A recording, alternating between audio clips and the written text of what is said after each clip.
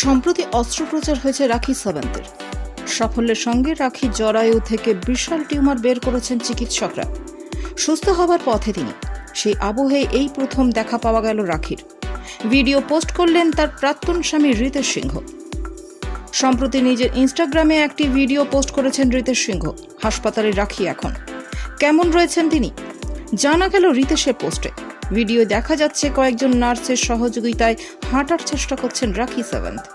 শুরুর দিকে যন্ত্রণায় কোঁকিয়ে উঠতে দেখা যাচ্ছে তাকে। স্বাভাবিকভাবে হাঁটতে এখনো তিনি পারছেন না। যদিও নার্সদের তত্ত্বাবধানে ও সহযোগিতায় হাঁটতে দেখা গেল তাকে, সেই সঙ্গে তার চোখে মুখে যন্ত্রণার ছাপ স্পষ্ট।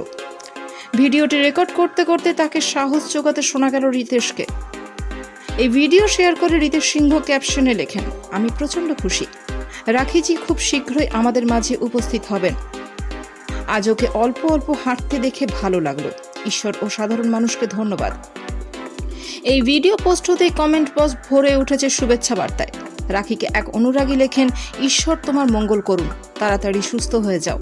আরও একজন লেখেন, দ্রুত সুস্থ হয়ে ওঠো দিদি। প্রসঙ্গত রাখি সাবন্তের শরীরে সম্প্রতি অস্ত্রোপচার হয়েছে। চিকিৎসকরা তার জরায়ুতে টিউমার দেখতে পান, তারপরে অস্ত্রোপচারের সিদ্ধান্ত। তার প্রাক্তন স্বামী রিতেশ সিংহর স্বাস্থ্যের খোঁজ দিয়ে জানান যে অস্ত্রোপচার সফল হয়েছে।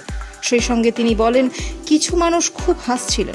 আমি মনে করি সেই সব লোকজন অমানুষ যারা অন্যের যন্ত্রণা নিয়ে ঠাট্টা করে। দেখুন টিউমার কত বড়।